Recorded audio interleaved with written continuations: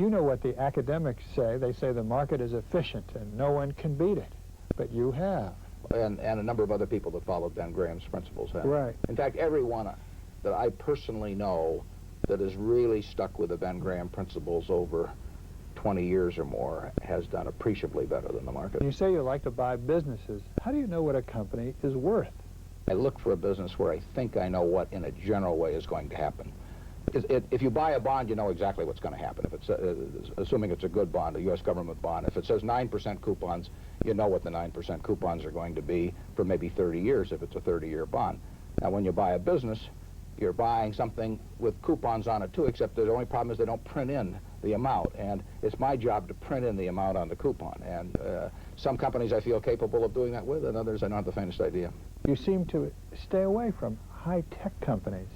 You name 10 high-tech companies to me and ask me where they're going to be in 10 years or 10 months, and I don't have the faintest idea. So that would be exactly like buying cocoa beans or something. I just don't know what's going to happen. Do you ever really get a big hit just buying these predictable stocks? Yeah, you do. But not very often. But occasionally, sensational businesses are given away. In the mid-'70s, the whole Washington Post company was selling for $80 million at a time when the properties were worth not less than $400 million. And no one would have argued with you about the properties being worth $400 million. And the price was there for all to see, but people just didn't feel very enthusiastic about the world then. You have been talking this philosophy for years. It's no secret. It's no secret. Why doesn't everybody do it? Well, it requires patience, which a lot of people don't have. And people would much rather be promised that they're going to win a lottery ticket next week than that they're going to get rich slowly. Gus Levy used to say that he was long-term greedy, not short-term greedy. And if you're short-term greedy, you probably won't get a very good long-term result.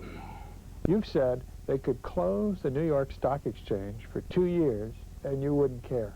Can you explain that? We own parts of businesses when we own stocks. And the New York Stock Exchange being open has nothing to do whether the Washington Post is getting more valuable over a 5 or 10-year period. And what we want to do is be right on the business. If we're right on the business, the market will take care of itself. And if the stock exchange closes on Saturday and Sunday, and I don't break out in hives, so if it closes for a couple of years and the business does well, we'll do very well. I've noticed in your annual report you say that if you're in a poker game for 30 minutes and you don't know who the patsy is, you're the patsy. You've got it. How do you apply that to the market or to investing? In the market, if you think the market knows more about what your business is, in other words, if your stock goes down 10% and that upsets you, it obviously means that you think the market knows more about the company than you do. And in that case, you're the patsy. If it goes down 10% and you want to buy more because you know the business is worth just as much as when you bought it before, or perhaps a little bit more with the passage of time, so you buy more, they're the patsy. Was October 19th an aberration, or could it happen again? Oh, it can always. Anything can happen in stock markets. If you read financial history for a couple of 100 years and take the South Sea bubble and the tulip boom and some of the panics we've had in this country, we closed the stock exchange for a few months back around 1914. Anything can happen. And you ought to conduct your affairs so that if the most extraordinary events happen, that you're still around to play the next day. Old basketball players lose their legs. Do old investors lose their legs? I don't think so. I think that they probably lose their legs, but they don't need their legs that much. Yeah. And being a sound investor really just requires a certain control of your temperament and the ability to know what you know and know what you don't know and occasionally act. And I don't see any reason why that goes with age. When you think I may give you an illustration in another few years, but so far it has no effect. I mean, in a sense, you keep accumulating a little more business knowledge as you go along, and that's a plus. There's been a lot of talk about the Silicon Valley culture. Is there a Berkshire Hathaway culture? I guess there's a Berkshire Hathaway culture, but it would be a long way from the Silicon Valley culture.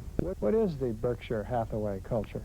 We like managers who are in love with their business. We like them that feel like I do. I want to tap dance when I get to the office, and that's the sort of managers we have. And we have terrific luck where we buy businesses with managers that have been enormously successful over a period of time. They're usually rich after we buy the business, and they keep on working afterwards. We don't have so much luck with business school grads. We find it's difficult to teach a new dog old tricks, and We like the people that have been around a while. If you had to look over the next 5 or 10 years, what do you think will be good businesses?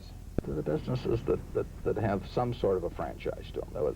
What makes a business a good business is when, if I go into a drugstore and I want a Hershey bar, they can't sell me an unmarked bar. You know, if I'm going to pay 35 cents for the Hershey bar, and they say, but wouldn't you like this wonderful unmarked chocolate bar for 30 cents?